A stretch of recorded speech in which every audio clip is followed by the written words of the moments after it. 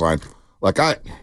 Here's why I'm out with the Giants, Shasky, and I'm not going to be outraged about them because they did lose a series to the Anaheim, California, Los Angeles, Angels of Anaheim, Orange County, whatever you want to call them. A Angels. very faceless team with no Mike Trout. I mean, I didn't even know. I forgot Ron Washington was managing that team. I know. I forgot he was there in Anaheim or L.A., Orange County, whatever the hell you want to say, the Big A where they play at.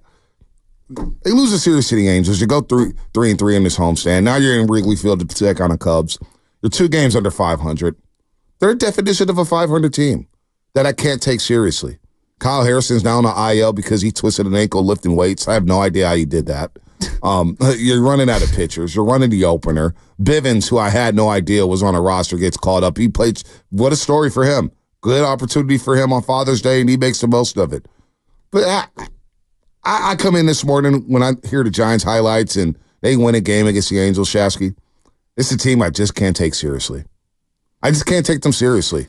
They're an afterthought to me. They really are. I think a lot of people feel similarly, but right now there's just a lot going on with this team that is very frustrating. And so yesterday was a day where they actually busted out with runners in scoring position, but in the 2 days prior, Friday night, 3 for 12. Yep. 10 guys left on base. Yep. Saturday, 1 for 13, 8 guys left on base. Yep. This is a team that feels very feast or famine.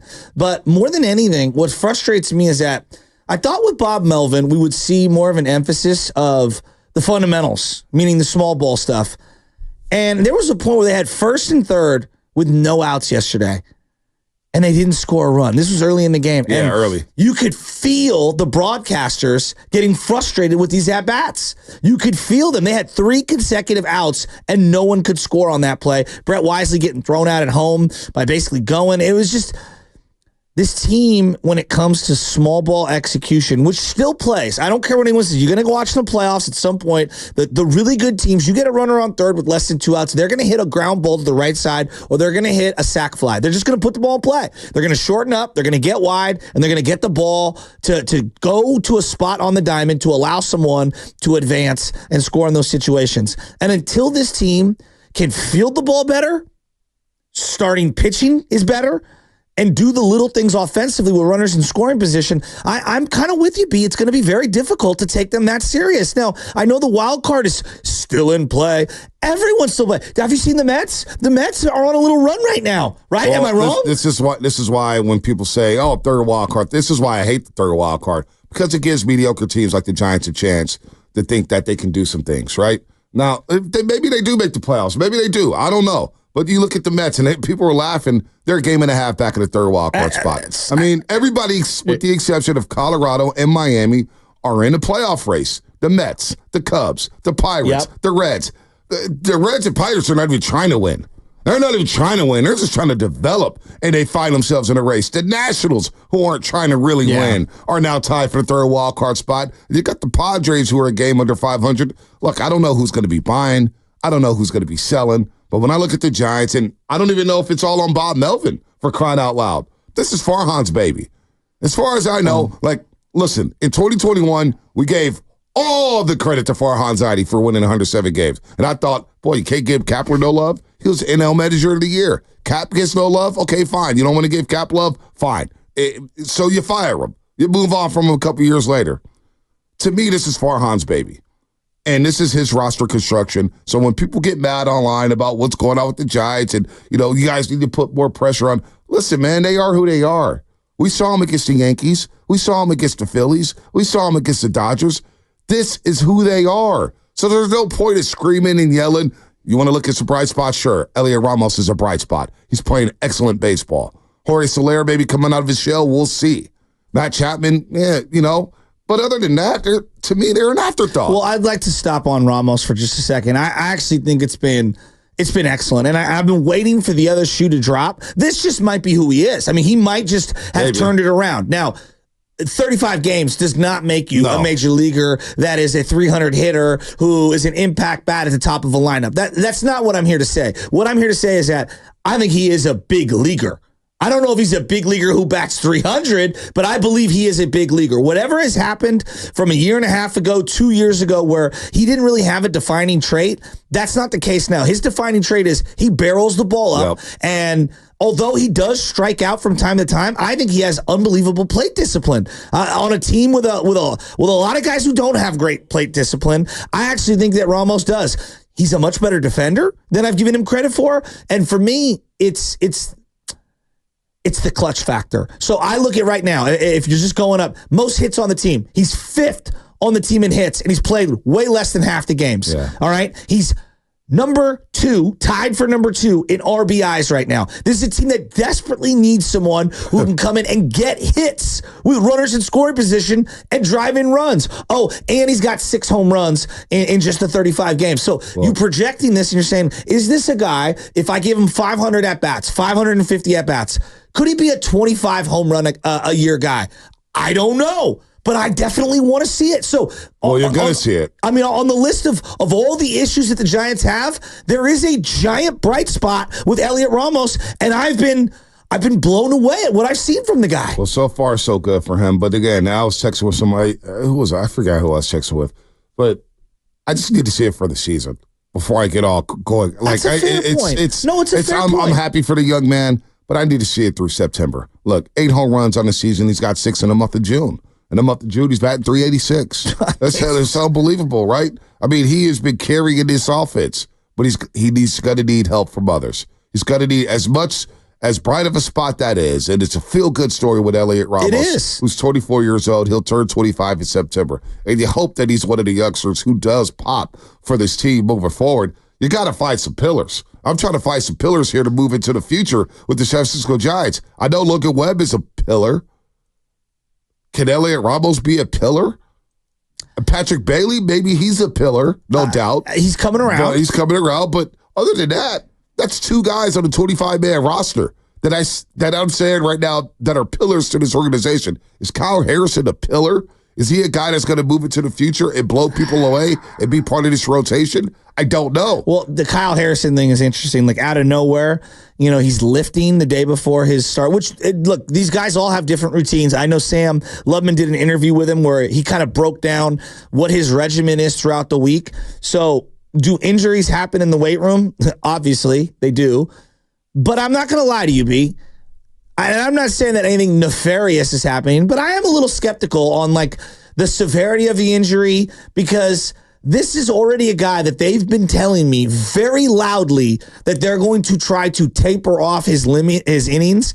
And when I see them say, hey, he's going to be on the 15-day IL with an ankle injury in the weight room, I raised my eyebrow. I'm like, all right, so that means he's not getting 3 starts. So that's about 15 innings that they can eat up. Maybe they're trying to, taper him off before the All-Star break. Right. I don't know. But I was a little, how do I put this?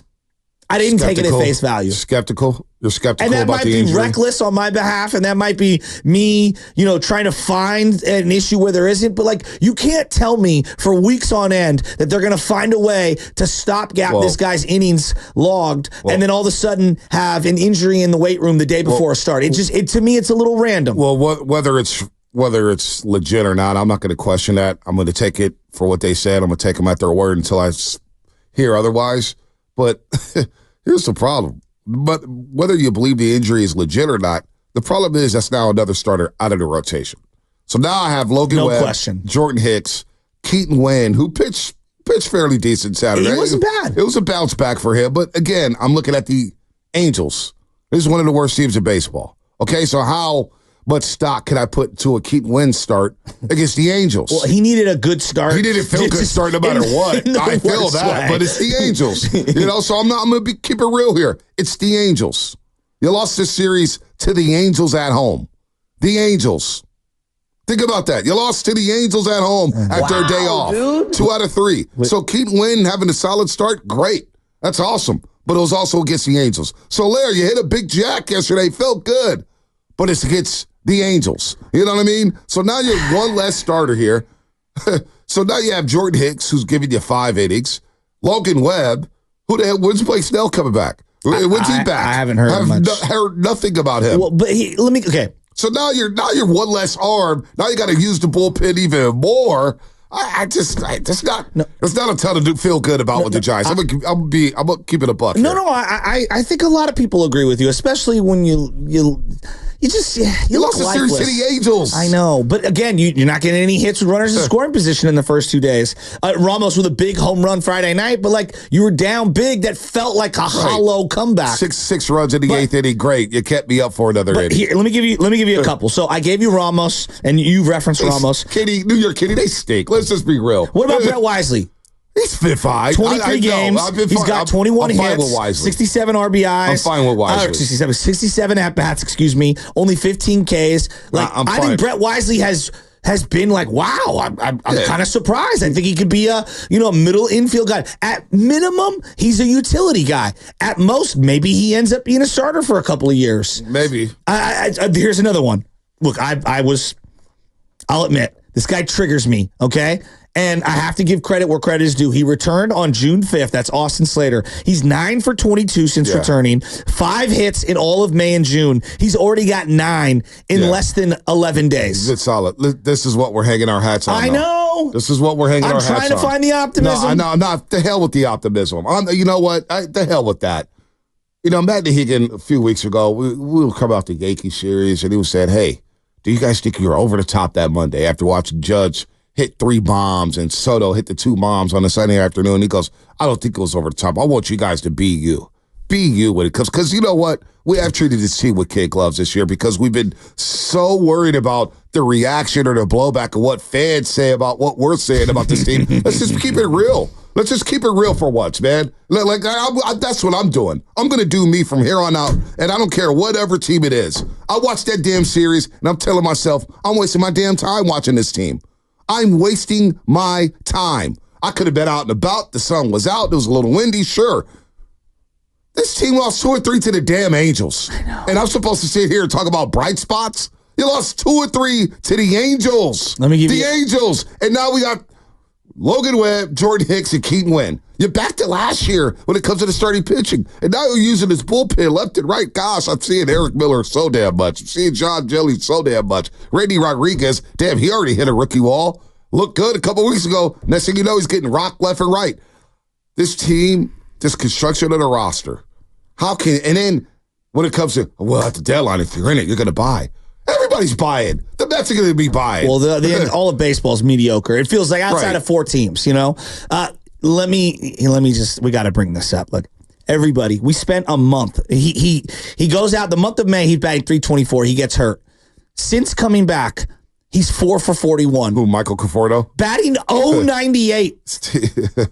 Michael Conforto. Look. Conforto's making $17 or $18 million. He's blocking a couple of young guys that are down in the minor leagues. You can make the argument that the young guys aren't good. Fine, sure, no problem. Journeyman Michael Conforto has got to step it up. He's 4 for 41 since coming back. Well, if it's not him struggling, then it's Soler struggling. Then Soler's going to get hot. Maybe Conforto gets hot. Maybe Slater stays hot. Maybe Wisely stays hot. But to me, it's not even about the lineup right now. It's about the pitching. It's about the pitching.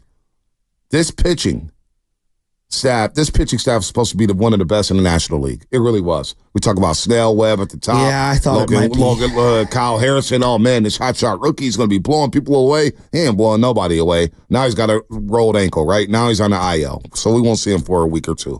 He's going to miss a couple starts. Keaton Wynn got off to a hot start. Then he got rocked in this.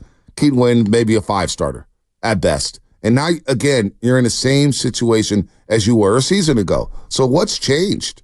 What's changed with this team? What's changed with the moves that they made? They've added payroll. That's what's changed. I'm watching a $200 million team that is 2 games under 500 that is losing series to the Angels. The Angels.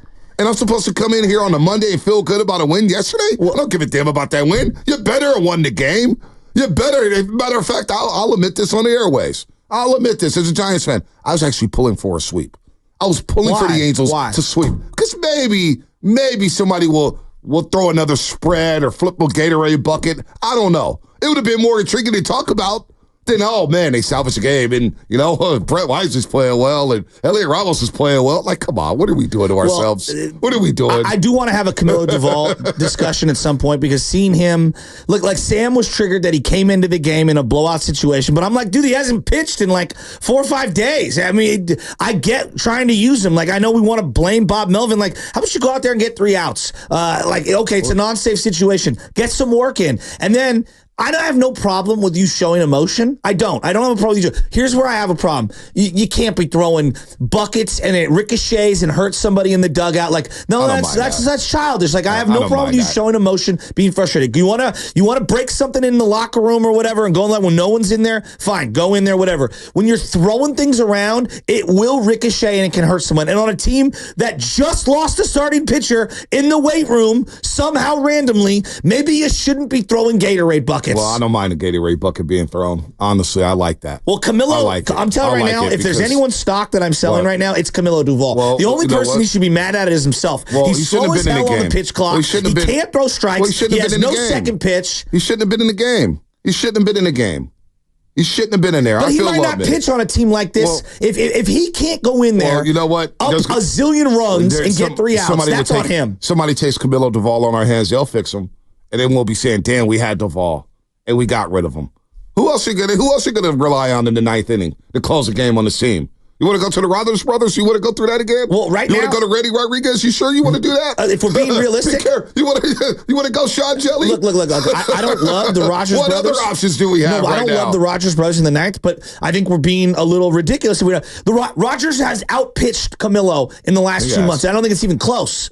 Like, and again, I don't love Rogers in the 9th. That's not what I'm here to say. But what I'm saying is Camilo's got to get it going here. Like, I said to you about a month ago, like, this is a guy I might dangle in a trade. And I'm telling you, something's off with him and the team. Himself. Something's clearly off with himself. There's like 10 guys we've talked about. Let's be real. It's not even July yet. We talked about guys being dangled. Talk about Michael Conforto being dangled, Jorge Soler being dangled, Camilo Doval being dangled. You don't Blake dangle Snell Conforto, being dangled. Blake Snell. You talking about dangling him? Who else are we talking about here? Dangling players. Matos, Luciano, right? Yaz, Slater. This whole damn team we talked about trading. Even Wilmer Flores, for crying out loud.